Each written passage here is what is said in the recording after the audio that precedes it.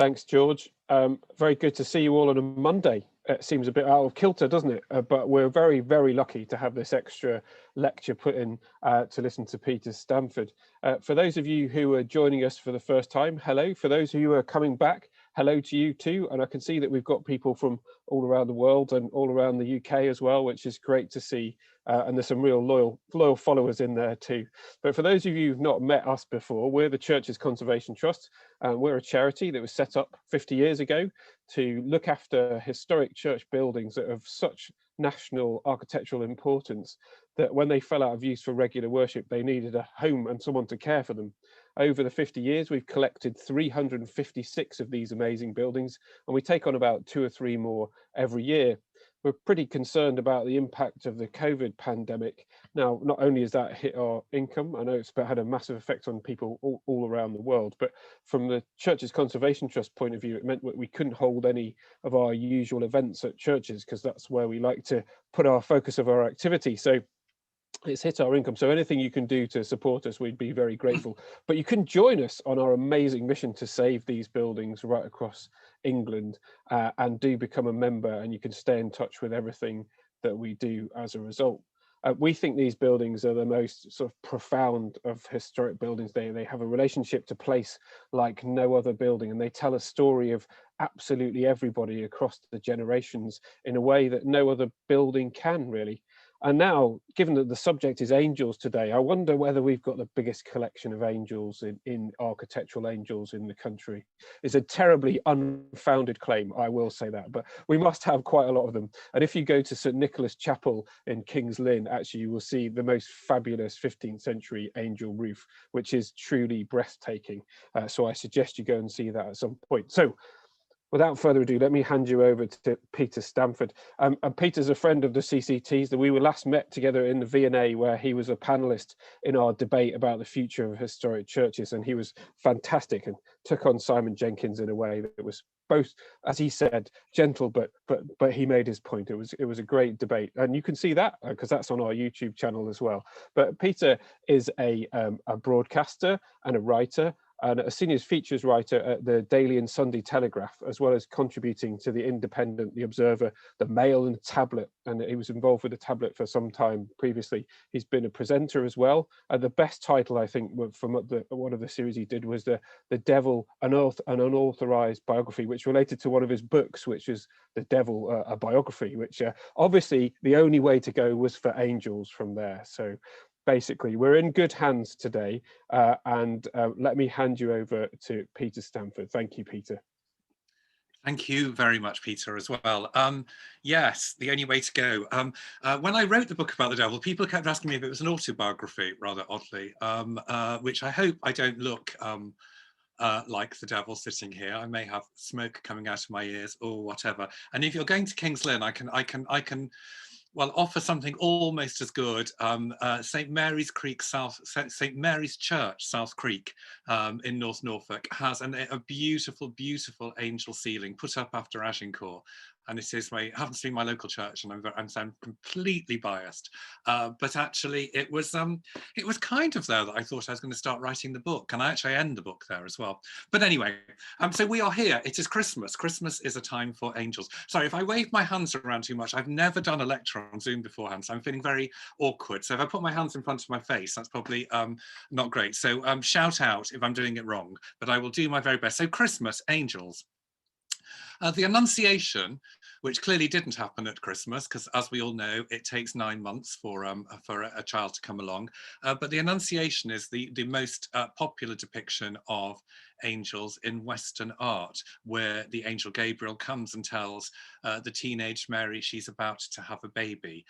You get that on quite a lot of Christmas cards. People slightly forget. The churches have never been very good on the biology, really, have they? So they conflate the whole thing together, and I suppose it was God's child, so he could skip biology in that sense. I don't know. Again, I don't know what people's favourites are of the Annunciation. Every Renaissance painter painted their own Annunciation. My favourite is the Fra Angelico one, of Mary and Gabriel. She's sitting under a kind of outdoor loggia, looking rather demure. And the thing that I love about it is as Gabriel comes towards her, they're both doing the same thing. They're both sort of slightly crossing their hands, crossing their arms like that, and they're leaning forward. And it's almost a mirror image. And I think what Fra Angelico is trying to tell us, and this absolutely fits in with the Renaissance idea, was to kind of humanize God and to talk of an individual relationship between God and each individual believer, not a collective one, which had been the earlier epoch's idea. And so the two of them look incredibly similar, apart, of course, from the fact, well, A, that Gabriel has wings, and B, that Mary is pregnant. And I don't think Gabriel was pregnant at the time, as far as I know. But that one, very, very, very lovely.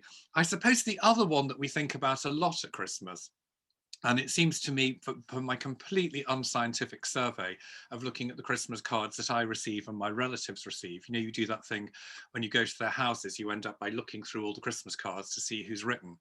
My dad used to get lots of Christmas cards from people telling them how many visits from the district nurse they were getting and how many blanket baths they were having, which is the kind of conversation he would have. But I'd look at the cover of the cards, and the one that you saw a lot was the Edmund Burne-Jones one, the angel with a, I never know how to say this, angel with a flageolet, which I always think is a kind of bean, but no, it's a flute.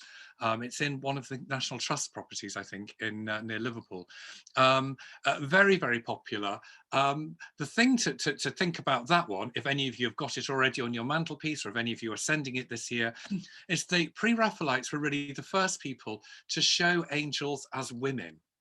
So you can, in very, very rough terms, certainly within Christianity, first millennium of Christianity, angels are all pretty butch. They are officially neither man nor woman, but the great figure of the first 1,000 years of Christianity in terms of the angel realm was the Archangel Michael, who one would often see dressed in armor and holding a sword, as indeed he does in the Book of Revelation. He banishes Satan and all the demons with his sword. There's a bit of sword work there.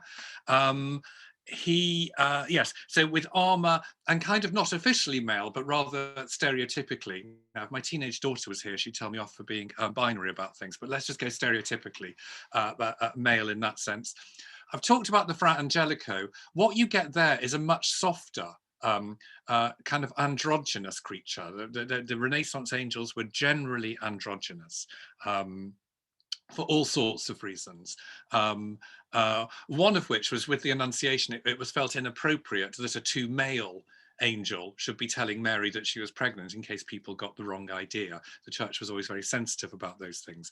But they carry on with these androgynous angels, really, but quite feminized, but right through almost to the Victorian era. And that's when you get Burne-Jones, who, and the pre-Raphaelites, who unapologetically made their angels female. They allowed them to be female, used female models for them, women's hair, women's lipstick, all those sort of things are there. And I meant, can I turn around and look at, if you can look behind me, there's a painting up here by a woman called Evelyn De Morgan, who was one of the pre-Raphaelite Brotherhood, although of course she was a sister, where she has three rather wonderful female angels there.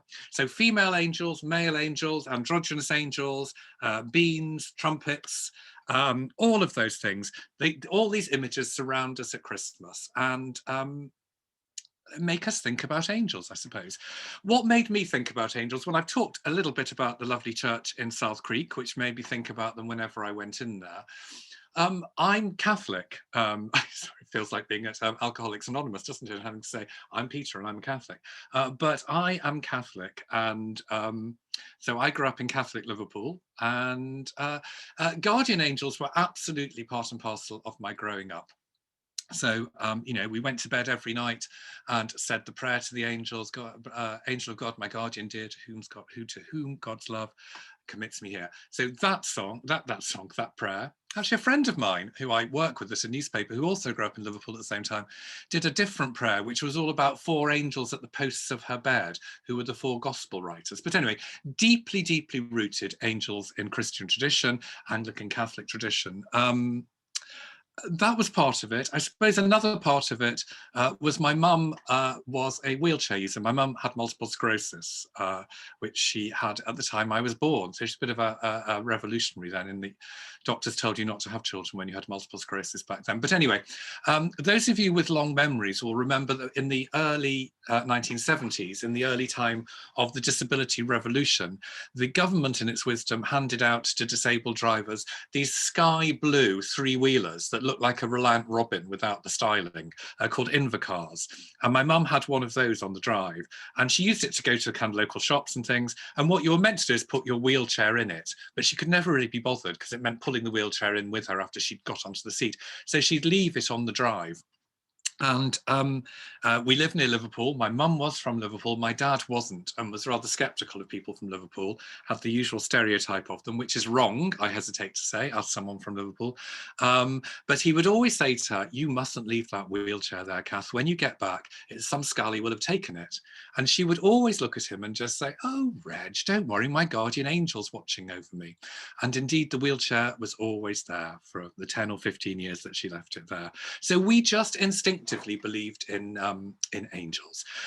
We grow up, we don't instinctively believe things, we question, we do all of those things, and that has certainly been the route that I have taken. Although you mentioned my book about the devil beforehand, I grew up with the devil, and I suppose what I've written about a lot is trying to understand why we believe things that we believed, what it is that it says to us as adults, and why these ideas live on. You know, everyone knows who the devil is, everyone knows who angels are, even though we live in secular, skeptical, scientific times. So angels seemed a natural one from that point of view.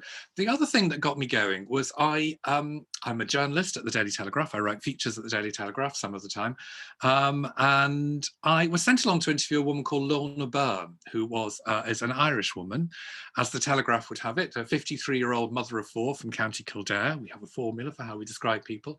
It always has their age in it, which I rail against more and more as my age gets more and more.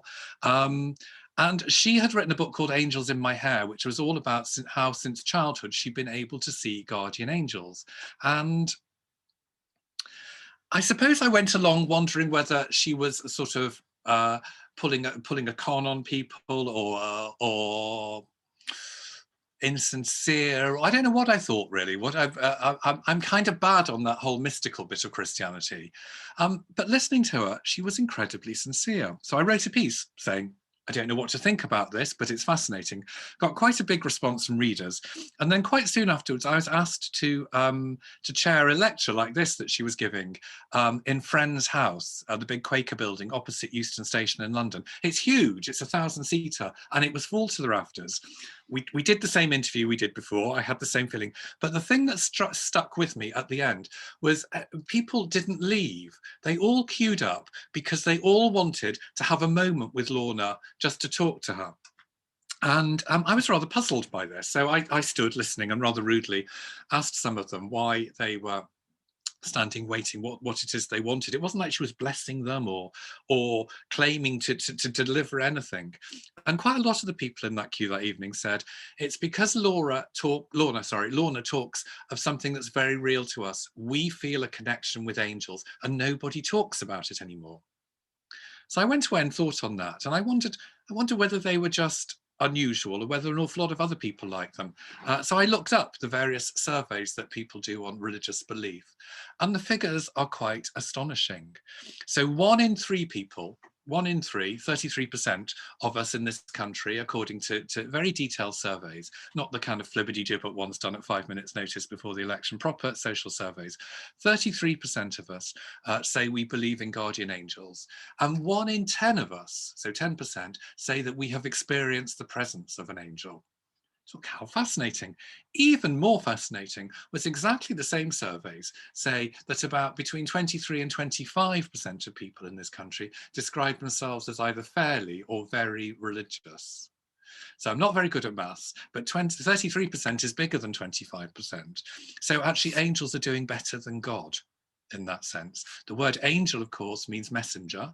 The Hebrew for messenger. Angels were the messengers of God, the messenger that came to Mary at the Annunciation. In Islam, the messenger is Gabriel in Arabic, who comes to Muhammad in the cave on Mount Hira. Angels are messengers. But actually, if more of us believe in angels than believe in God, the messenger, in some senses, is becoming the message, or at least that was the question that I was asking. So what that set me off on doing was a kind of a tour of the history of angels to find out where this idea came from. I mean, such an extraordinary idea, really, isn't it? A very beautiful idea, as we've discussed, but an extraordinary idea.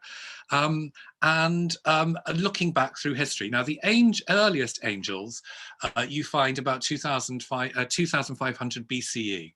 So again, very bad at maths, but to add that up, 4,500 years ago. In the Vedic texts of what we would now call India, where you have kind of winged helpers to the gods. You see them there. You see them in Egypt as well, later on, moving forward in history. But the key moment really in history for why we've got the angels we've got now comes with Zoroastrianism. There are still the odd Zoroastrian temple. There's one in London. There are the Parsis in India of Zoroastrians. It was, though, in the around from about the 1500 BCE till 700 AD, if we're going to, or BCE and CE, however you prefer it. It was the dominant religion of the Middle East, based principally in what we would now call Iran or Persia. And it was then displaced by Islam.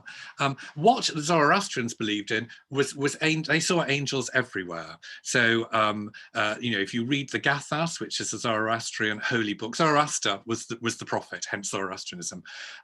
He talked about angels coming down from the ramparts of heaven to protect us. So there's your guardian angel, written 3,000 years before now. So that's one idea.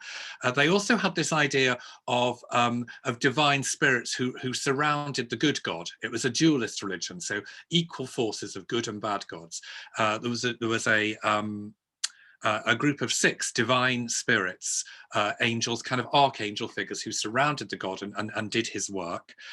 And then, of course, there is the sign which the current Iran still uses as its symbol, the Faravar. Now, if you were standing in front of me, I could show you what this is like, but it's a bit like the Angel of the North.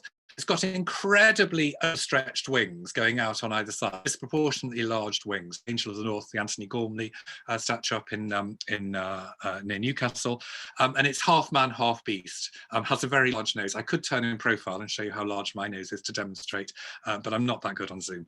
But my nose is that big.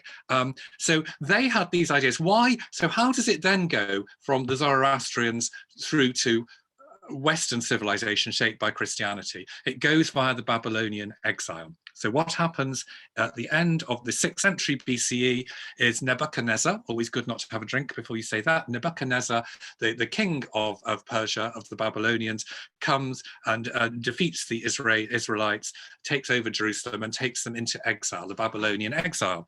And when they're there, the Jews observe the Zoroastrian beliefs, and it has a very particular charm for them. Previous to that, so the earlier books of what Christians call the Old Testament, what Jews would call the Hebrew Scriptures, there are angels in there, but they're rather shadowy figures. They're not particularly well defined. There's that scene, that time. When Abraham and Sarah, he's about 99, she's 97, and the Old Testament, the Hebrew Scriptures describe them first of all as men, and then as spirits, and then a tradition describes them as angels, come and tell them they're going to have a baby, Isaac. And what I always like about that bit is that Sarah, who, as I say, is about 97, laughs and gets told off. And you think, well, why wouldn't you laugh? I mean, actually, I'd rather cry and not that I've given birth, obviously, but giving birth at 97 would seem quite a difficult thing, quite a daunting prospect. Anyway, so these shadowy sort of figures of the Old Testament, Jews go into exile, and what happens as a result of the exile? They're there for about 50, 60, 70 years before they're allowed back. They digest these ideas and they start influencing them when they start setting down in writing those older texts. You see some weaving through of those Zoroastrian ideas in rewritten versions of those early Old Testament books, particularly in Ezekiel and Isaiah, where you start having these huge winged, magnificent angels in chariots in those 2 books in particular. And cherubim in Isaiah. But what you also see is the Jews released from exile back to Jerusalem are puzzling. They're thinking, we were God's chosen people. Why has this gone so wrong? Why has God abandoned us? What have we done wrong? And they feel that they've lost touch with God, that they're no longer as intimate with God as once they were, and that the way to reach him is through angels. So this whole sort of cult of messenger angels as go-betweens between a kind of endangered humanity, a kind of lost humanity, and God comes only in the very, very late books of the Old Testament. So if you look in the book of Daniel, for instance, that's where you first see the first named angels, the Archangel Michael, I mentioned before, and the Archangel Gabriel. These are Jewish figures. They are, and these books are apocalyptic in the sense that the angels come down and sweep away the Jews' opponents. Hugely popular books. Book of Daniel written probably around the end of the 2nd century BCE, just at the time when the Jews are being invaded yet again by first of all, the descendants of Alexander the Great, and then by the Romans. So you see this whole thread going through. Another book, some of you may have read Sally Vickers' novel, Miss Garnet's Angel, wonderful, set in Venice. And it's all about the Archangel Raphael. That comes up in the Book of Tobit, which is it's one of those books that is included in some versions of the Old Testament and not in others, certainly included by Jews. But it talks about the angel, again, it's Raphael, and that is a guardian angel who comes to save his people. It's a lovely story. Do read it. I could tell you it, but I'm looking at the clock and we really haven't got time. But it is a great story, the Book of Tobit. And the final one of these really influential books is the Book of Enoch. Don't try and read that. It is completely befuddling when you try and read it. Oh no, sorry, I'm just looking at some message at the bottom. I thought I was doing something wrong, but it's not something I'm doing wrong, I hope.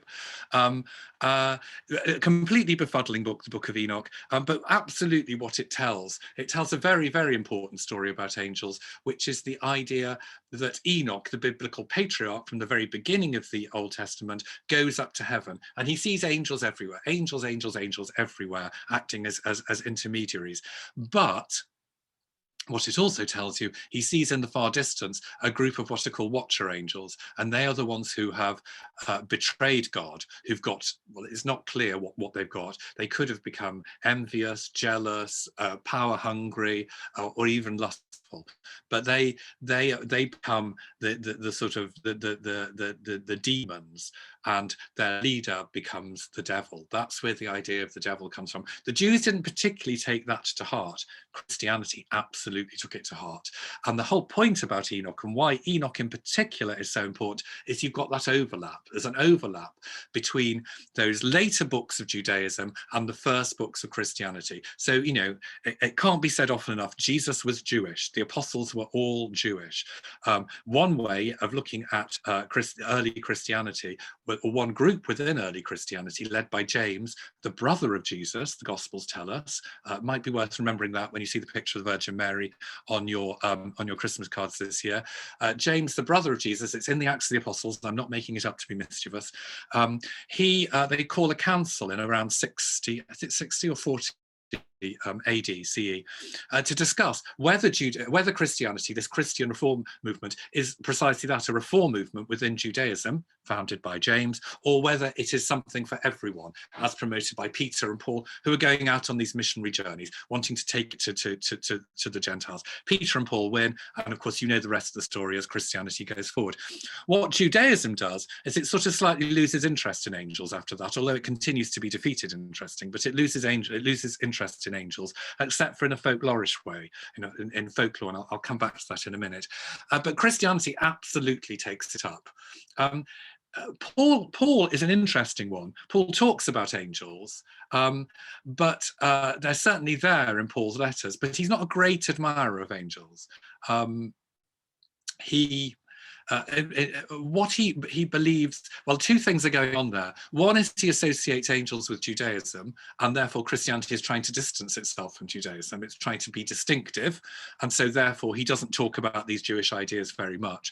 And the second really, really important idea is why the Jews had been attracted to angels at that particular period, that post-Babylonian exile through to the beginning of Christianity period, was because they wanted a messenger to get to God. And of course, Christmas, as we will celebrate this year, God sends his messenger, Jesus. It's the new covenant. You don't need the old covenant that you went through angels, you go through Jesus. So angels to a certain extent get pushed to one side, but they don't get that pushed to one side. You know, if you read the Acts of the Apostles, St. Peter, the first pope, is sprung from prison by an angel. If you read the book of Revelation, the last book of the Christian New Testament, angels everywhere, angels all around. And Christianity takes on angels in a really interesting way, a whole set of different levels. It takes them on in a theological sense. And I suppose a classic example of that would be someone like Saint Augustine in the 4th century, one of the great thinkers of Christianity, really shaped so many of its views in a slightly pessimistic way in some sense, and in a slightly misogynist way, it would be true to say. But Augustine, he talks at great length about what angels are. They're trying to fit angels into a kind of plan, almost into a theology. So this is a theological setting, and I mean, in particular, what they worry about a lot is, where are angels in creation? So at the beginning of the Hebrew scriptures, you've got the story of God's creation, and he creates light, and then he creates man, and then he creates woman. So and then people say, well, where are angels in that? There are no angels in there. Where do angels stand in relation to human beings? And what Augustine said is, when God says, "Let there be light," that's when he's saying, "Let there be angels," because angels are light. They are created of light. They don't have physical bodies. They have what seem like bodies to us because of light. So lots of slightly arcane theological discussions to our 21st century years around what exactly angels are. Angels are also used in a very institutional way. Angels, the suggestion, and a very good example of this is Pope Gregory the Great in the 6th century, who really was the first of the popes who really imposed his authority across Europe, really made the papacy this kind of dominant force.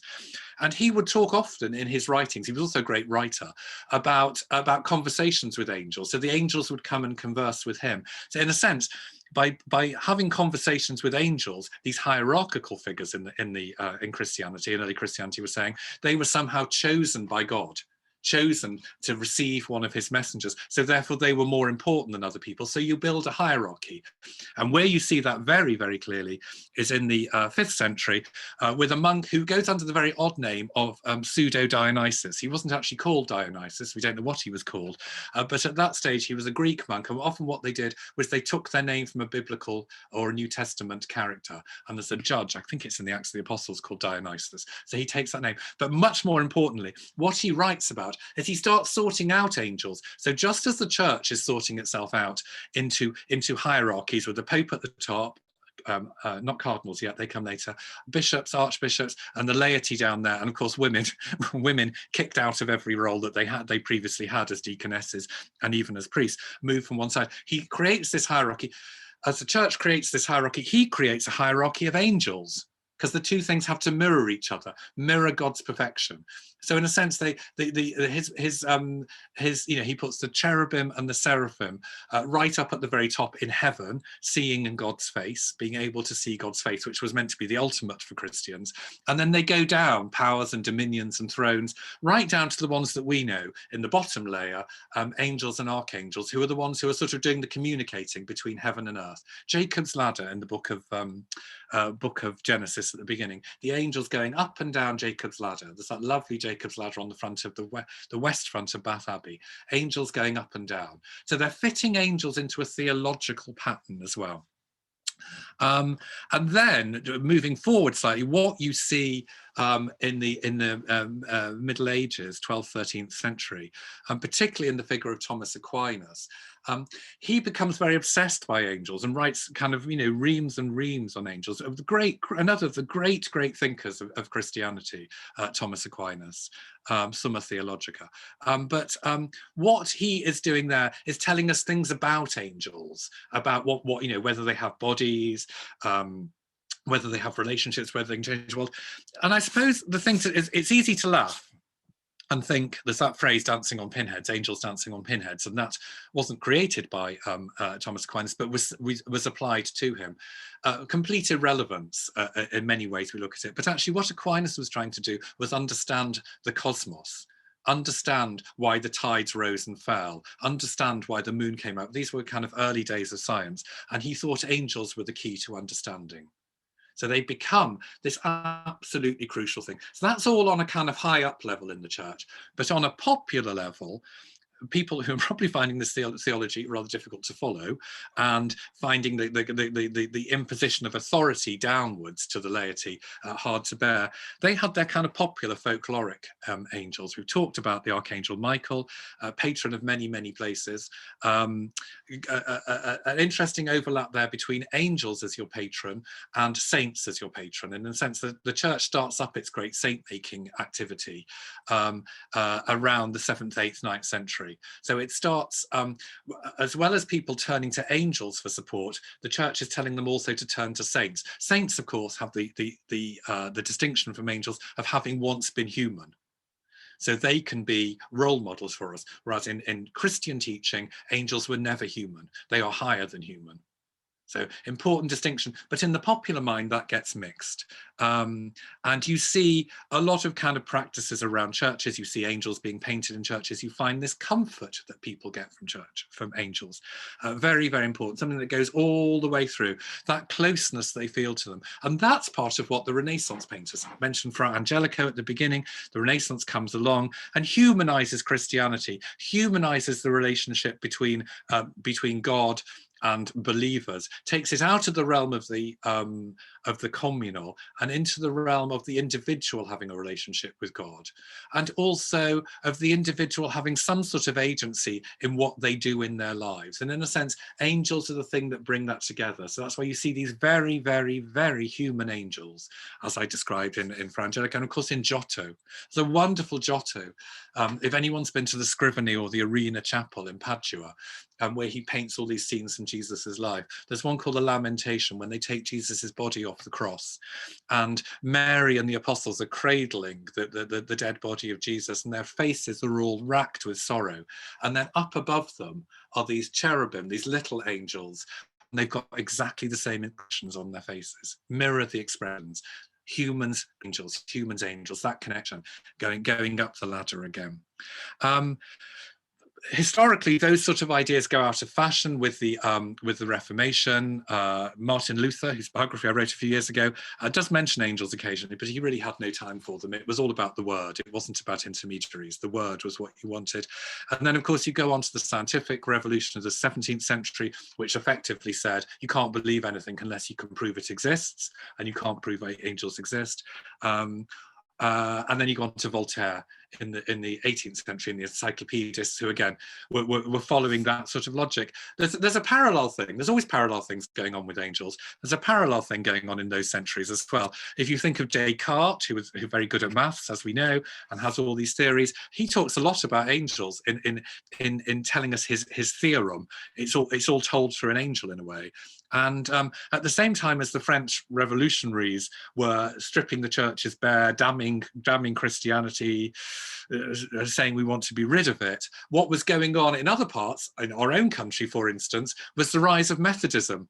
John and Charles Wesley, who were singing endless hymns to angels in terms of kind of, popularizing them, putting them in people's lives. So it's all often a parallel track that is going on there. And to use a final historical example, and then I'm going to get back to the present day. This appeal of angels to people, particularly people in need, all those appearances of angels in the Old Testament, the New Testament, in the Quran, they're all at times of trouble and strife, whether personal, Mary finding herself pregnant with no husband when she's only 16 and a virgin, or the first angels in the Hebrew scripture is the cherubim on the gates of the Garden of Eden after Adam and Eve have been kicked out for upsetting the apple cart. They are put there not to let them back in.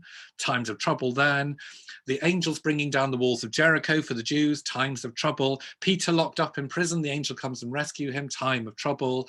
The angels in the book of Revelation, the war of the worlds, angels come and rescue.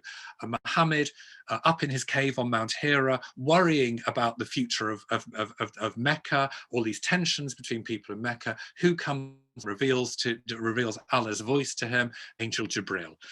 So times of trouble, times of strife. In the last century, the great time of trouble, of course, was the First World War, the trenches of the First World War. And it's in that period, 1914 to 18, I think it's 1915 this happens, the Angel of Mons, the story of the Angel of Mons. And the idea there is that soldiers who were fighting in the trenches and seeing this extraordinary slaughter going on, that their chaplains couldn't really explain, couldn't give them any sort of comfort around that it was just happening. The story arose that they were seeing an angel, they were seeing angels moving amongst them. The story was actually first written by a writer called Machen, Arthur Machen, who was a sort of ghostwriter in some senses. And he afterwards said, well, it was you know, official propaganda. I made it up to make people feel better. But it was absolutely believed.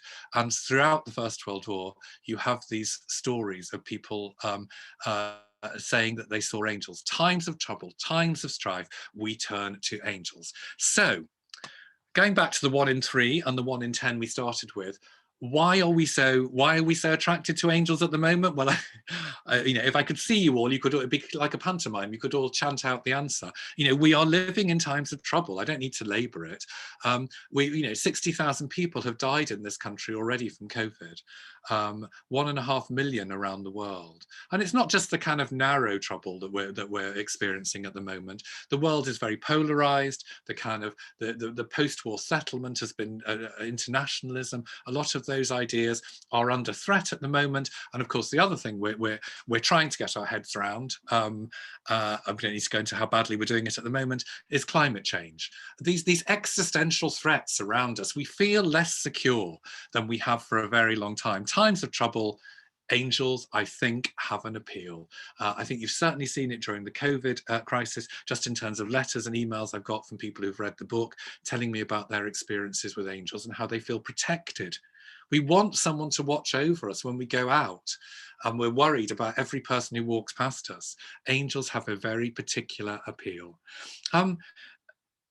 That flocking to something in times of trouble is something people, of course, used to do around organized religion. And angels were part of organized religion. I've said already, we live in skeptical times, we live in scientific times, we live in secular times. But this isn't something that's happened to religion. I think a lot of the time what has happened is that institutional religion has in some ways disgraced itself. By, say, its attitude to women, refusing to ordain women, fighting to the death not to ordain women, not to treat them as equal, out of step with society. You know, as a Catholic, I'm meant to cheer because Pope Francis, who is a very good man, has told us that, you know, he might just think about same-sex partnerships. You just think, kind of, keep up. You know, we're not a holy huddle. We're part of the world as churches. I think the churches are not such a natural harbour for lots of people. And of course, the clerical abuse scandal has done nothing for its kind of moral standing and authority in that sense. So people aren't really going to churches anymore in the sense of institutional religion, but they're going to take some of those bits that work for them. Those angels on the ceiling in my church in South Creek, the angels at St. Nicholas's that Peter mentioned at the beginning in King's Lynn, the angels that people see around them in all sorts of places on their Christmas cards. They like the idea of those angels, because what do? Angels offer you unconditional love. You know, growing up Catholic, you know, we were told that to be Catholic, you had to go to mass every Sunday, wait till you got married, make sure you married someone of the opposite sex, da-da-da-da-da-da. We were told all of those things, none of which was as easy as they made it sound. But those guardian angels who watched over us, they didn't tell us we had to do anything. They were always there. Their love, their protection was unconditional. And in a funny sort of way, given that they've been around, as I said at the beginning, from 2500 BCE, that offer that they have of unconditional love, of a one-to-one relationship is curiously well tuned to our times. We live in individualistic times where people think about themselves, not in the collective. We live in anti-authoritarian times where people don't want to be told what to do, i.e. by an institutional church, but angels don't tell you what to do. They're just there to kind of mop it up afterwards. They soothe people in that sense. I think the other thing to bear in mind in the appeal of angels is we use the word medieval quite a lot nowadays, as if it's kind of primitive and superstitious. Oh, that's terribly medieval, and we say it as a bad thing. It seems to me we've misunderstood what medieval is. I mean, yes, there were lots of bad things that went on in the medieval period, and there were lots of good things too. But there's a very good writer, I don't know if you've come across him, a British psychiatrist called Ian Mcgilchrist, who in 2009 published a book called The Master and His Emissaries, which was all about how the left side and the right side of our brain up here, and our left side is the side that in a kind of medieval sense would process poetry and metaphor. It would understand that the things that were talked about in religion were not necessarily literally true. You couldn't put them in a microscope and prove them to be true, as science would demand we do now, but they held a truth in them. And his argument is that left side of our brain has been neglected really from the scientific enlightenment and going forward in favor of the right side of the brain, which is all about facts and proofs and logic and reason. We feel we can master everything. And that perhaps one of the things about angels is that that left side is still you can't kind of get rid of it really. I suppose the kind of ultimate expression of it is our wish to live after death. Again, many more people believe in afterlife than believe in God. It is part of that left side of us, that yearning, that emotional yearning. So there's that part of it as well, I think is part of it. And the other thing, and again, I don't want to keep coming back to COVID, but science is brilliant. Science has done wonderful, wonderful, wonderful things. I'm sure lots of you out there are science. I'm not criticizing you at all in any way, shape or form. You've developed a vaccine. Hurrah! You know, praise the Lord. It is a wonderful thing. What science cannot do, though, is answer any of those questions that draw people towards religion. Questions of suffering and loss and grief and death and that wish for something after death. There's no answer to that. Some people have lost whole swathes of their family in this pandemic. And I'm not sure what science, well, it gives a vaccine, but it doesn't deal with that kind of grief bit. And I think angels somehow deal with that. When I wrote this book and went out talking at book festivals and different places, people would always say to me, why, I've explained the why of why I wrote it, but it's the outcome. The second question was always, do you believe in angels? Well, clearly I believed in angels as a child. I haven't seen an angel. I've met many people who feel they have guardian angels. I often feel I have a guardian angel. What I absolutely do believe in, though, is that there are moments in all our lives, if we have eyes to see them, when we experience things that might be called moments of transcendence, of the numinous, of the other. Those moments when we sense there's something more to this world than meets the eye. There's something more to this world than is rational.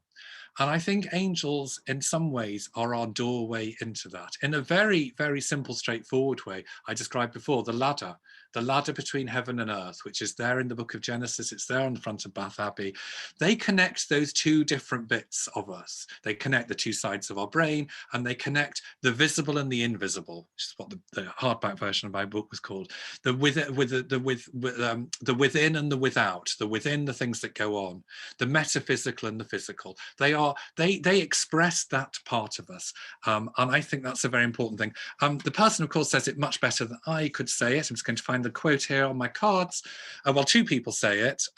Shakespeare says it, of course, in Hamlet. There are many more things in heaven and earth than are dreamt of in our philosophies. And William Blake says it, but I'm trying to, it is in Auguries of Innocence.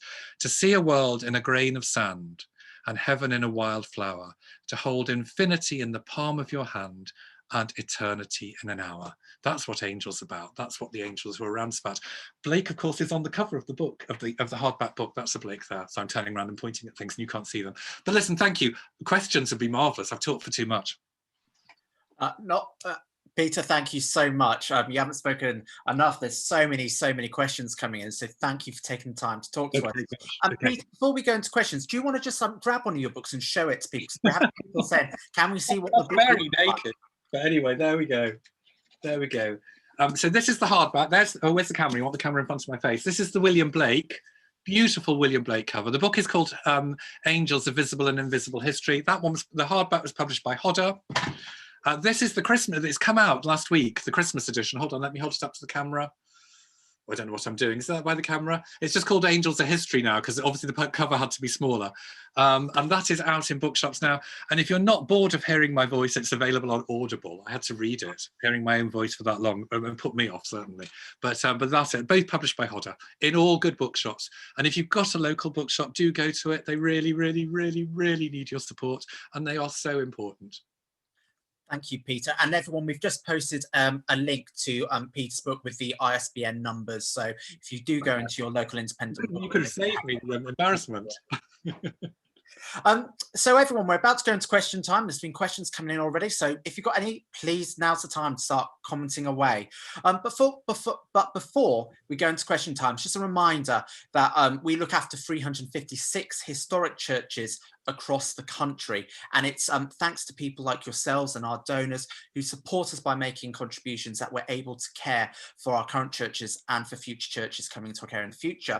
So if you've enjoyed this free lecture, and if you enjoy any of our previous ones, obviously you can watch all of them again free of charge whenever you'd like. Please do consider making a donation. You can text CCT to 70331 to give a gift of £3. But as I said earlier on, if you think this lecture is worth more than £3, why not text CCT to 70191. That's 70191 to give us a gift of £10. And finally, as we said at the start, if you want to become a member and have a more close relationship with helping us look after our historic churches and get up-to-date details for what work we're up to, why not consider joining us as a member from just £3.50 a month? And in return, if you do join us up by direct debit, there's a link in the description. We will send you a free copy of this book, Beautiful Churches by Matthew Byrne, which is a wonderful, wonderful book showing some of just the churches, a handful of them that we've saved in our 50 years of being in existence. But as I said, we're going to go straight into question time.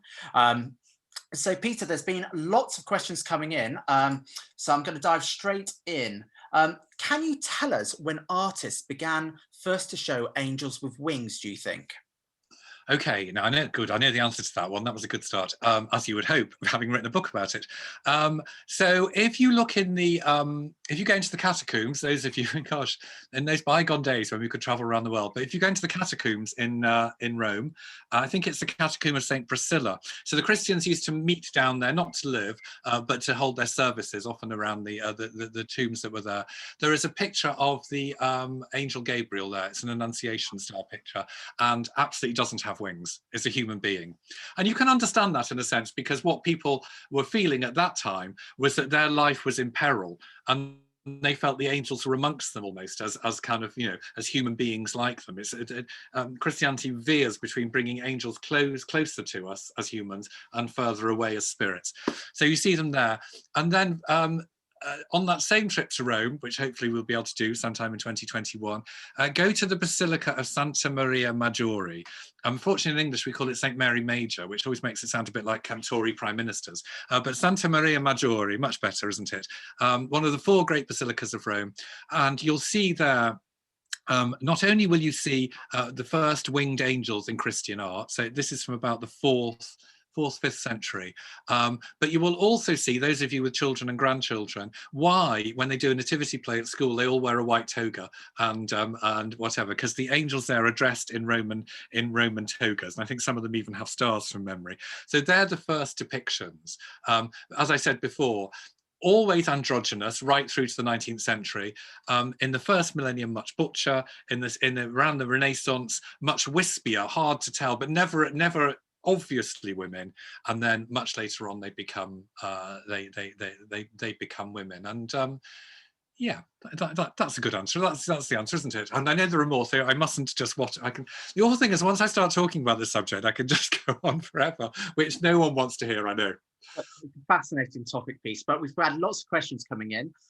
So another one, you gave some really interesting statistics earlier about people who believe in guardian angels. Someone's asked whereabouts they thought they were fascinating about guardian angels in particular. They'd love to know where the surveys for these statistics came from. Yes, I think it is either ICM or YouGov did a big social survey. Sorry, I could give you, I could look it up, but because all the references are in the book, but that might seem rather like planting it. It's ICM or YouGov. I think a collection of both of them, but you find them very easily if you look online, or if you buy the book, you'll find the exact references. Thanks, Peter. And which angels are recognized as archangels? Asking this on the feast of St. Ambrose, who I understand converted and baptized St. Augustine. Oh yeah. Oh, I always thought. I think Saint Augustine was converted by his mother, Saint Monica, wasn't he? I mean, for those of you who don't know the story of Saint Augustine, he had a rather what's a good word for it? Kind of wild youth. And then was converted by his very saintly mother, I understood it, in a garden in Rome, and then he was a little bit like a kind of smoker who becomes an ex-smoker and can't bear being in the room where anyone's smoking, but not about smoking. He was more interested in people's bedrooms. But let's not get into that. Archangels, really, really important. There are 4 archangels in Western Christianity, 3 of whom I've mentioned, Gabriel and Michael, mentioned in the Book of Daniel, Raphael mentioned in the Book of Tobit, and Uriel, who is a bit like the 5th Beatle. He really doesn't get his due, because the church loves calibrating things, and it loves numbers of 3, Holy Trinity, all of those things. Less fond of numbers of 4, that does the 4 sins crying out to heaven for vengeance and all of those things, 4 gospel writers. Uriel doesn't get mentioned quite so much as the others. And Uriel, of course, comes up in the Book of Enoch. And archangels, it was that hierarchying out of them that I talked with Pseudo-Dionysius in the 5th century. Before that, most people were angels, and people rather randomly would be called archangels or not. But the church has been absolutely dogmatic about this, about who can be an archangel and who can't. And all through medieval history, you find some rather benign, nice local medieval bishop kind of adding the local saint in, so Winifred in North Wales or whatever, and or any other angel that they come across that people had seen. And the church would slap it down all the time and say, just the 3. Islam is much better on this on angels. Islam has lots and lots of named angels in the Quran. I think sometimes we have a fairly negative view of the Quran, very wrongly. The Quran is full of details that anyone brought up in the Judeo-Christian tradition will recognize, and it's full of rather lovely things. The thing I meant to say before about angels in a sense giving you unconditional love. Islam is slightly different, and you have the guardian angel, but they come as a pair. So you have the guardian angel in front of you, and then you have a recording angel behind you. So the recording angel notes down the things that you might have got slightly wrong in life. But the Quran is really, really clear that school report isn't handed to Allah at the gates of Jannah or heaven in Islam. It's simply so you can take stock of your own life. And I think if we only ever got unconditional love, and we were only ever able to do all the things that we wanted to do, we wouldn't be very nice people. So I think Islam has probably got it better in its combination of angels than Christianity and Christianity, Judeo-Christianity. And you mentioned there obviously the 3 archangels, and historically, I think it was in 1962 with the extraordinary form of the Mass, each archangel used to have their own feast day, but sadly, post-Vatican II, we got rid of it, didn't we? We've only got now, they're all on one day in the year. Yeah, we ran them all together. That's absolutely right. So we've got lots of questions coming in, but I think this is quite interesting. You talked about the current situation, the current climate we find ourselves living in the world, but what role do you think angels will have going forward, and do you think the role of angels will change? Well, I think the role of angels is increasing at the moment. To be honest, I think people feel more. I feel people are very drawn. I'm trying to phrase this in the right way because I don't want to put any more. I mean, it seems to me what is happening is that institutional religion is having a real problem in terms of kind of keeping people involved for the reasons that I stated, and for all sorts of other reasons, societal reasons, trend reasons. And we sometimes take that to mean that God is done, God is dead, and no one's interested in that. I absolutely think it's a complete misunderstanding of what is going on. I think a lot of people, as Cilla Black would have said, have a kind of interest in what we might, is a horrible word because it's used in all sorts of contexts, spirituality. People are drawn to this idea that there is something more, that there is this other hand somehow moving things around, and angels are part of that. And I think that sort of popular kind of non-institutional religion is doing very well at the moment. I mean, there are problems with it as well, because if you look at the good things that institutional religion does, food banks. I don't know if any of you watched that BBC report a couple of nights ago on the news about the two priests, the vicar and the priest in Burnley, doing extraordinary things with people who had no food to eat because of what's going on in COVID. It does extraordinary things. So there's a part of me that thinks I quite like an institution. And frankly, the Church's Conservation Trust wouldn't have any churches if there hadn't been institutions building them. So, you know, the threat to the institution is also a threat to spirituality in a way. I just wish they could do it better. You know, the churches, because of that scientific analysis that everything has to be proved, have stopped talking about angels because they find it a bit embarrassing. It's a bit medieval. You know, medieval's good. Medieval's in tune with the left side of our brain. We all, you know, we wouldn't say, I don't want to read a Yeats poem because it's a bit medieval, because it might not be exactly true what he's saying. We'd say, how beautiful. He's expressing something that is ineffable in other ways. Religion can do that too. Thank you. And I think this is interesting. Is there a distinction between the perceived role of a guardian angel and that of a patron saint in terms of their respective mediating role between a human being and God? There's I highlighted the key difference between them. Some of them, you know, saints are human. Saints were human beings. Well, some of those early ones, you're not quite sure. But certainly since the 11th century, 12th century, when the church took the canonization process to itself and ran it, they are all human beings, and we're meant to be inspired by their lives. But of course, often the lives that are written of them are hagiography, not biography. So they're different in that sense. What you get in a lot of kind of late medieval and certainly in Renaissance painting is you get the company of angels, the heavenly choir of angels surrounding God's throne, where I talked about cherubim and seraphim being the ones who are able to see God's face. And I'm trying to remember, is a church in Florence. I can't remember the name of it. Again, it's in the book. You get the saints popped in between them. So they're all in there together. So they're all met in two, and Hildegard of Bingen does a whole illustration as well, medieval German Benedictine nun who was a fairly powerful figure at that time, mixes the saints and the angels together. So that I think you take your pick. And of course, some of the angels, the archangels, have become saints as well. So Saint Michael, we all used to read on the back of our Marks and Spencer's clothing, was both angel and saint. So they kind of cross them over. I mean, Christianity is nothing if not. I mean, it imposes very, very strict boundaries all the time, and then sort of like blurs them and unblurs them and blurs them again. It's not a mathematical equation.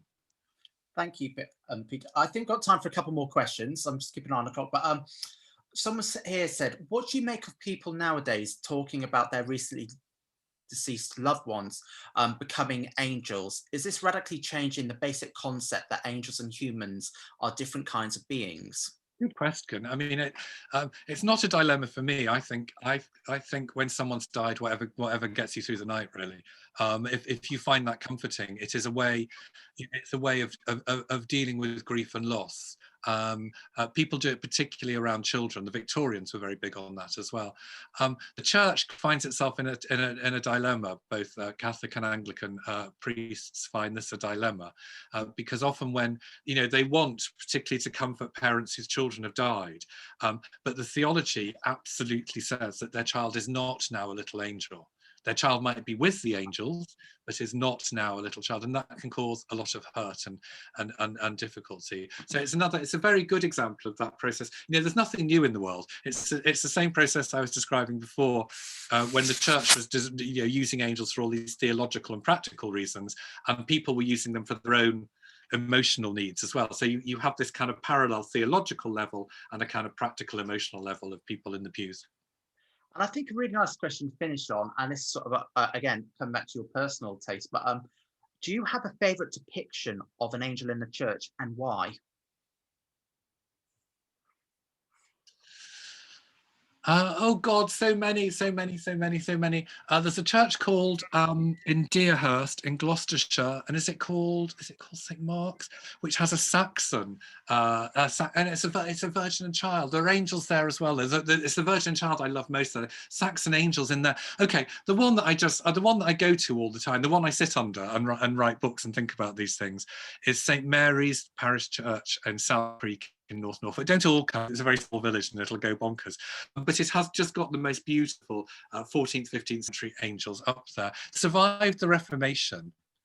Why did they survive the Reformation? Probably because people wanted them. They took all the stained glass out of the church. It's a really beautiful medieval church. I mean, it may be because they're on the hammer beam and no one had a ladder big enough to get up there. It may have been because someone was practical and said, well, if you chop the angels off the hammer beam may not work. And so that might not work. Or it may simply be because people have always wanted them. So, you know, whatever the people in charge of religious institutions tell us we should and shouldn't want, I think people have the emotional resonance of angels. Actually, I love the angel of the north as well. There's something about that sense. You can almost, when you drive past, you can almost feel those wings coming in and enveloping you. So, I mean, lots of angels. I don't like the really gaudy ones, I have to say, the sugar sweet ones. And I find cherubim a bit irritating. But generally, no, I know I love all sorts of angels. Well, thank you so much, Peter, for your time today. And everyone, do please go out and buy Peter's new book. It really is a fantastic read. Now, join us on Thursday. We are going to be joined by Nick Page, who's going to be talking, I'm just going to grab the book, about his brand new book, which is also recently released and which is also by Hoda, Christmas, Tradition, Truths and Total Baubles. And we're going to be looking at ditching some of the fake news around Christmas traditions, as well as understanding the origins for where some of our most beloved and favourite Christmas traditions and activities come from. So join us on Thursday for that at 1 p.m. But this Saturday in the evening, we know a lot of churches aren't able to do carol service in the way that they may have previous years been able to do it. However, you can take part in our carol service, which we're doing with the Royal School of Church Music, and that's being held online. It's all in high quality, high definition. The music is stunning. We filmed it a couple of weeks ago, and you can watch it on our Facebook page this Saturday at 6 p.m. We'll post a link to our event page so you can keep in touch about that. But we've got some great music. John Rutter features in it, and he conducts one of the pieces. I don't want to give away all the gems, but there are lots of celebrity guests involved, including our president, His Royal Highness the Prince of Wales, who will be making an appearance. So please do put that date and that time in your diary, because it really is going to be a wonderful, wonderful occasion where we can all come together, sing some of our favourite carols in a beautiful, beautiful church. So if you've got any questions about that, please do send us a message, and we'll be more than willing and more than happy to help you out. But thank you so much to everyone for joining us for another lecture. I look forward to seeing you on Thursday. But if you've got any questions, do send us a message. But once again, thank you, Peter, so much for taking time to talk to us today.